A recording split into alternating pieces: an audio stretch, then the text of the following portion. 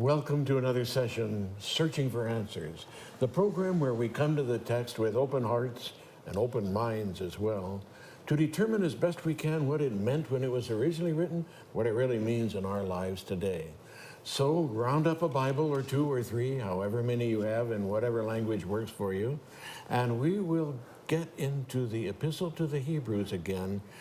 Most of us, when we think of that book, we think of that famous, great faith chapter, chapter 11. We're headed into it right now. So Dr. Bernard Taylor, Old Testament scholar, Dr. William Johnson, New Testament scholar, Dr. Leo Ranzelin, another New Testament scholar, and my name is John Jones, and here we go.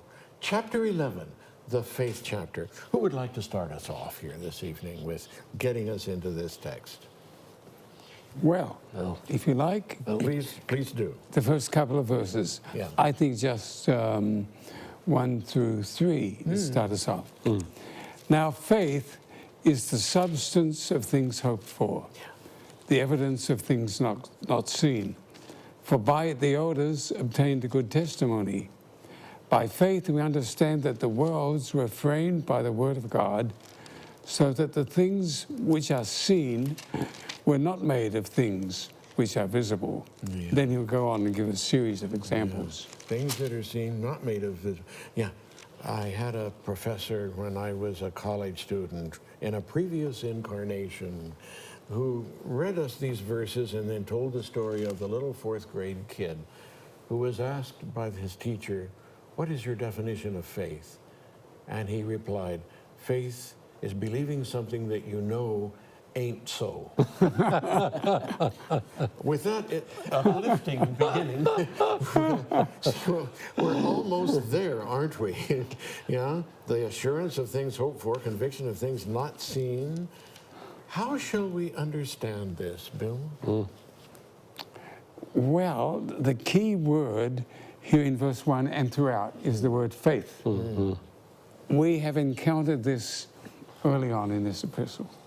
You know, in chapter 3 and 4, that was the key word, pistis, actually. And the verb is pistuo, meaning to have faith or to believe. And then epistia, lack of faith or unfaith, if you like. Here it is. The big question is, what does he really mean by it?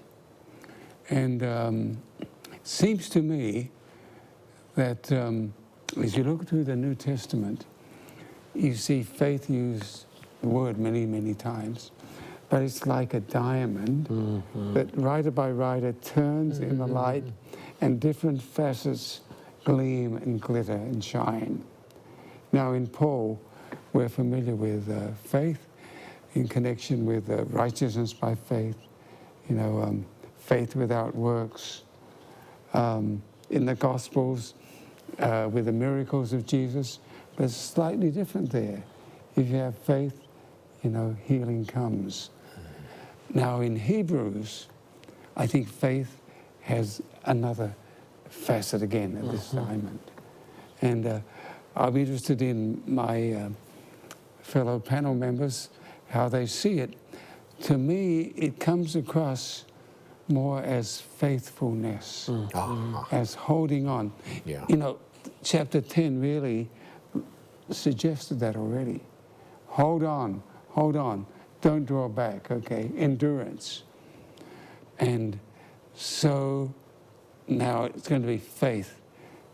That is the key word. Hold on, okay? Faithfulness. If I might just say a little more, John, in verse 1, the 2 points that he makes there, I have the New King James, which says faith is the substance. I think the King James says that. It doesn't really say a lot. The Greek word, it's an interesting Greek word, hypostasis. Some time back in Egypt, a scroll was uncovered which had this word, and a slave was carrying a document in a jar in connection with a business transaction. And the scroll says, you know, as proof of my ownership, I enclose my word, hypostasis, Same which word. was the title deed to the property. So I think you could translate, I've not seen any translation that says it, but I think you can translate it. Faith is the title deed of things hoped for. Okay? We're not there yet, but we have the title deed. And we can be sure of it. Isn't I that like that. interesting? Great, interesting. Yeah. Leo? Recall back in chapter 6, he had again had this notion, now we desire for each one of you to show the same, diligence here, to have the full assurance of hope until the end. And then he says, and then be imitators of those who inherit the promises through, then here's the word pisteos, through faith and, mark through me, is long suffering and patience. And so I think that underscores what Dr. Johnson said about faith being a sense of faithfulness, a persevering faith. I think that's what he wants to highlight. Now, one other thing I'd like to also point out, and that is, and I've said this before, this author was a really good Adventist. The Christian life must be lived in light of the soon coming of Jesus Christ. Yeah. And in graduate school, I'll never forget a New Testament professor who was a Methodist just bewailed the fact that so much of New Testament scholarship has gutted this eschatological framework of the already and the not yet. And in his eyes, that was to the detriment of the Christian faith and the Christian walk. Because when we live between the death and resurrection of Jesus and the expectation that he's coming soon, that energizes a sense of vigilance, of persevering faith, even in the midst of hardship and suffering. And so I think for this author, being conscious and aware that, as he says here, in a little while, the one who is coming, he will come and he will not delay. Have that sense that the day draws near is for him crucial for you to have this faithfulness and persevering faith. Yeah. If I may go back a little to my own experience, I grew up in a preacher's home and heard a lot about Bible study and so on. And the standard advice for somebody like me as a young teenager, if you want to know what the Bible's about, get a concordance, an English concordance, which lists all of the uses of them. Take a word like faith and start in the Old Testament and then read into the New Testament, read all the places where it's used, and then you'll know what faith means. And underlying was the notion that each word had, hopefully, one meaning or not too many meanings, and that a sentence consisted of the sum of each of the individual meanings, which each word brought with it. And in fact, Kittle's 9-volume was based upon that misunderstanding. That's right. That's how you did it. Right. And James Barr shook the religious world with his writings. On the semantics of biblical language. Yes, 1961, wasn't it? Yep. And We've dated ourselves. and he said, context shapes meaning. Right. And with this word here, when I learned Greek, pistis, faith. That's it. And then when it was suggested that it might mean faithfulness, that I needed to look into. And I did. And I discovered that from the outset, in Homer onwards, way back in the beginning, pistis had this meaning of faith, of believing, of trusting. There's only one word in Greek for all of those words. You can't split faith and trust and those other words. So when I saw this and realized that if you have faith and put it to work, act upon it, you will be faithful. It's an inherent part of it. And we noted right at the beginning, and we've mentioned it from time to time and haven't mentioned it for a while, but in the book of Hebrews, The Bible that is being used by the apostle is the Greek Septuagint. Yeah. And this Septuagint, this Greek translation, is a translation of the Hebrew Bible. And it's clear that in Hebrew, the word emunah, which lies behind this, has this primary context of faithfulness. And in putting these two together, no violence was done. Yeah. And our reading of Paul as only faith may well be doing Paul a disservice. Yeah. And casting Paul in Luther's light rather than Luther in the light of Paul. And so I just want the listeners to hear that and to understand one of the principles of study is take into place time, place, manner, and this case, person. Recognize that a writer may use a word in a particular sense, Yeah. which doesn't necessarily apply to every other passage. We have to read them in context. Yeah. And that's what we've been offering here in our study of Hebrews, because we've stayed with the With the- context. yes. Yeah. We haven't hopscotched topically through the book, but taken it as it came. And for 9.5 chapters or more, you had to take our word that, in fact, Hebrews talked about persecution in the church. And last time you heard that, we got to that. That was the verse we were referring to.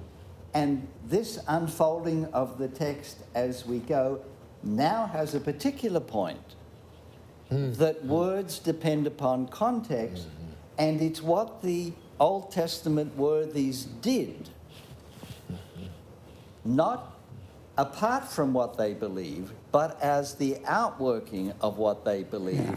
And the point in chapter 11 then is endurance. Yeah. Endurance in the face of insuperable odds. So it's faithfulness, but it comes with faith and vice versa. Yeah. Yeah. The element of belief is there, Yeah, but it's so much more to say faith.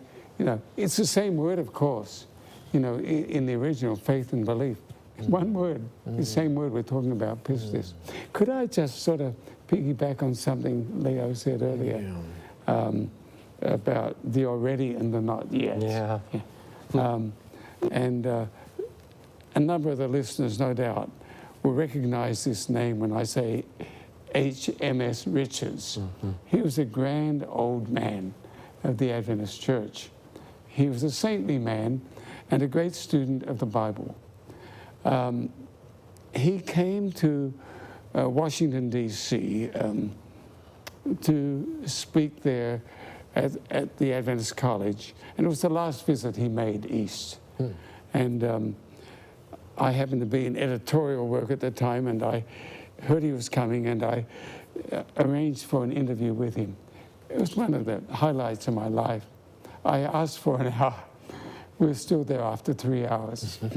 But one thing in particular remains with me, many, but one in particular. He said, Brother Johnson, never separate the cross and the cloud. Never separate the first coming of Jesus and the second coming of Jesus.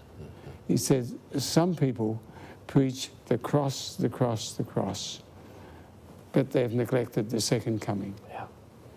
And some people, perhaps some Adventists, could be tempted to go the other way. Yeah. The second coming, the second coming, the second coming, to the neglect of the first coming.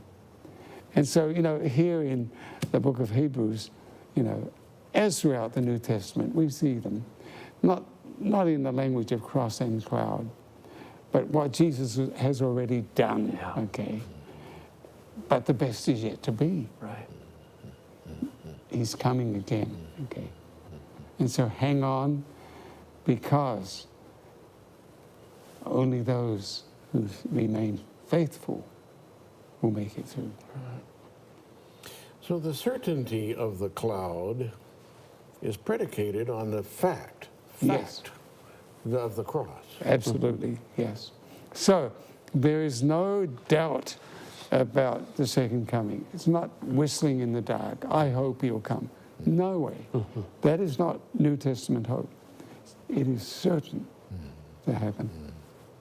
Even, as this says, though we can't see it. Yes. It was an odd. We today believe what we can see. Yeah. I think ever since the invention of the scientific method, I think it has framed our thought processes, understandably and for good reason, in a particular kind of materialistic direction, if we may say. But that's an inversion of how the world in which these people Exactly. live. For them, the real was precisely what you could not see, and because you could not see it, that was what made it. What was physical belonged to a passing, negligible. That's why they could shrug their shoulders when their possessions were plundered. Yeah. So apparently, we have to see as they saw in order to make sense out of these opening 3-4 verses of this chapter 11 of Hebrews. We need to understand that they stood it on its head from our perspective. Right. We are so that's beautifully stated, visually oriented, that to have someone come on the scene and say, look, I can be certain of what I hope for. I can be convicted of what I don't see. It's so difficult for us to grasp. And just again, to allude to you when, they welcome with joy the plundering of the possessions. The other aspect about their identity that I struggle with, and we're going to see this in chapter 11, all these died without, receiving the promises. But they saw them from a distance, and they greeted them from a distance. And then the author says, and they confessed that they were strangers and exiles on the earth. There was this sense that this is really not our home. Their identity resided elsewhere. They were citizens of another place.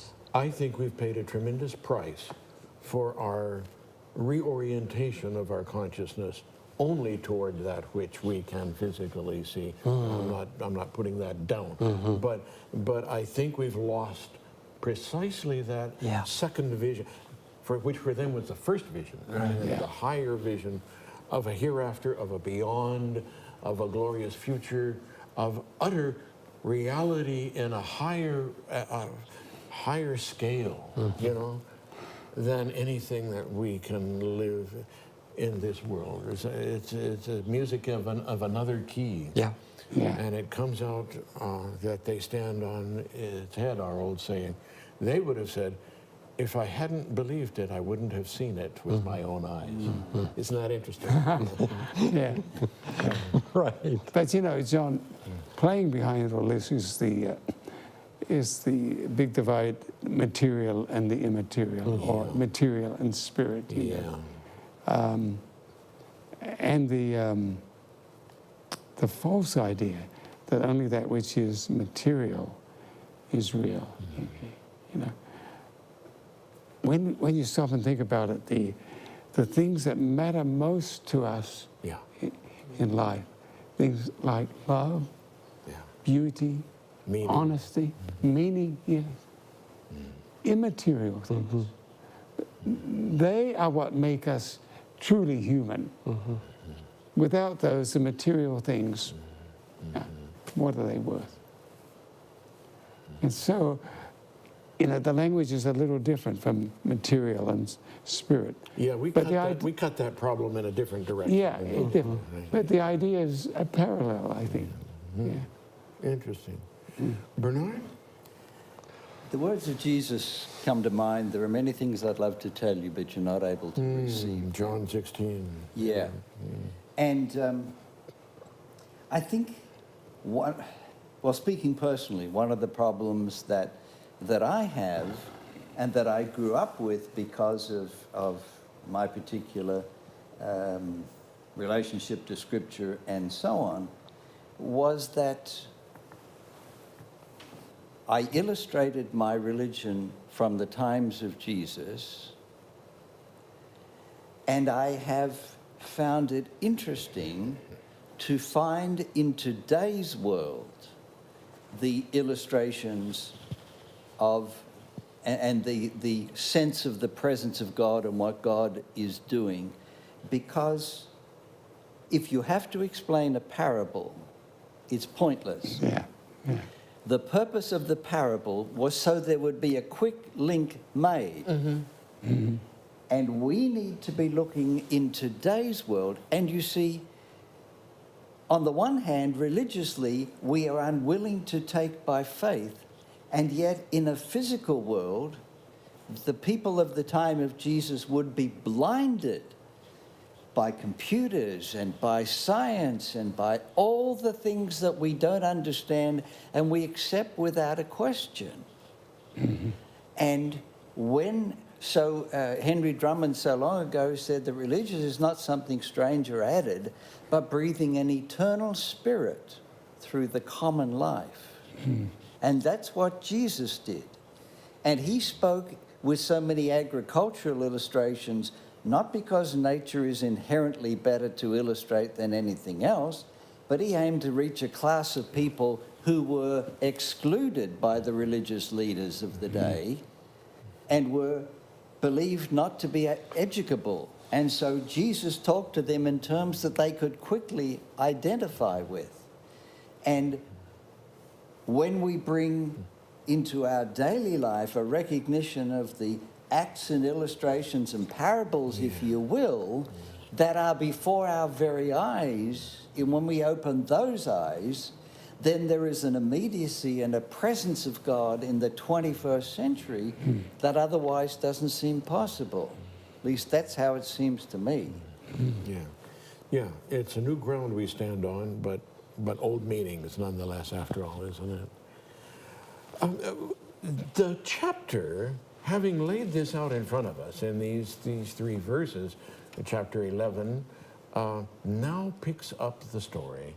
And again, the opening, here's the rhetorical skill. Right. Here's the refrain, by faith, Right. by faith.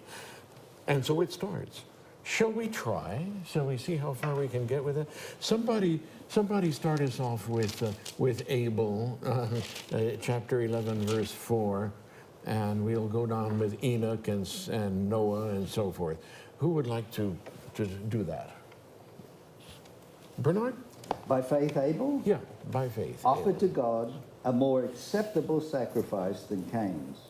Through this, he received approval as righteous, God himself giving approval to his gifts. He died, but through his faith, he still speaks. By faith, Enoch was taken so that he did not experience death, and he was not found because God had taken him. For it was attested before he was taken away that he had pleased God. And without faith, it is impossible to please God, for whoever would approach him must believe that he exists and that he rewards those who seek him.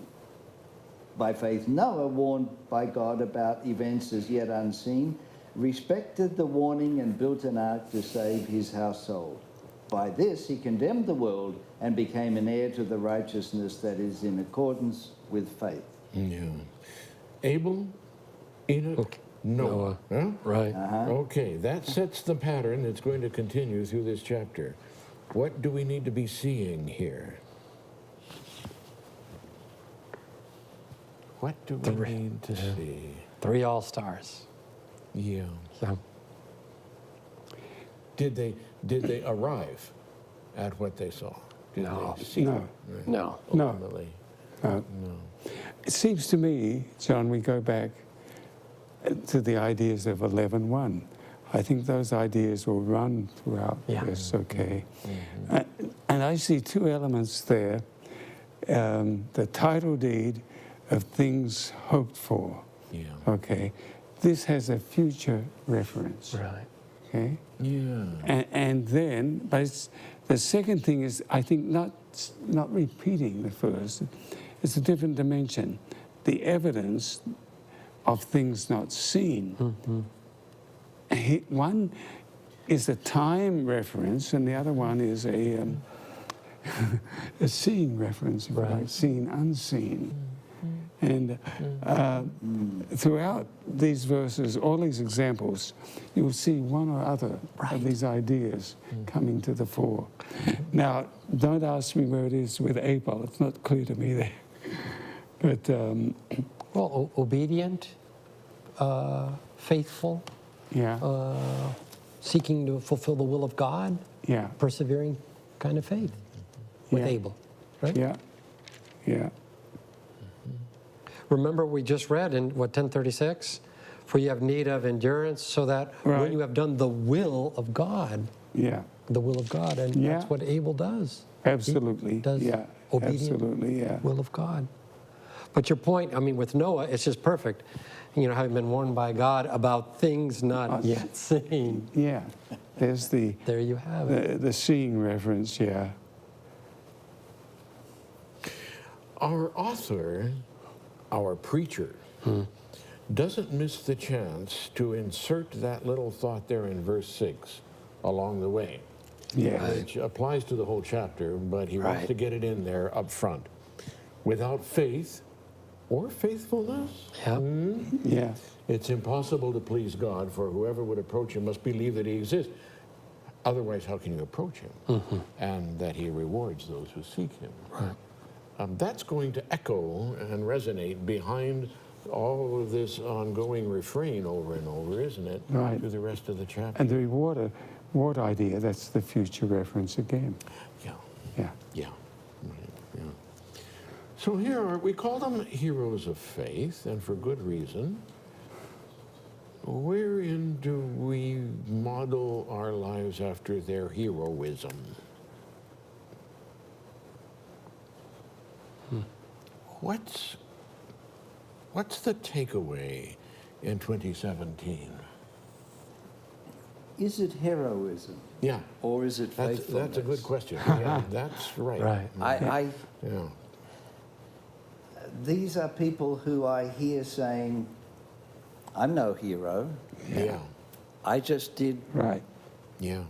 I just lived my life and, Yeah. and I happened to be in the right place at the right time, and I won't be on the circuit of the TV shows. I'll go back to where I was. That's who I am. That's what I do. And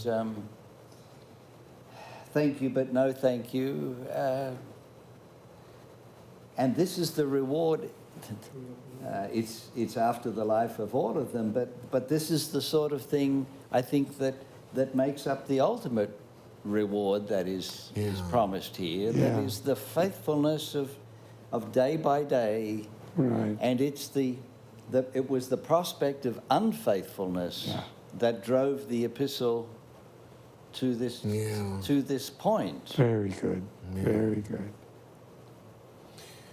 Yeah. And in verse 13, he says, all these died, you could say, in faithfulness. Uh-huh. Yeah. Yes. In faithfulness. Yes. In faith and in faithfulness. Yeah, right. Yeah.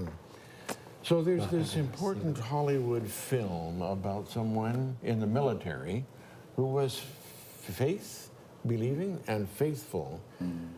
But if he were called into this panel and called a hero, he would say, I didn't want that movie made because it would heroize me. And it was really all God's doing in my life. Next time, we'll be searching for answers.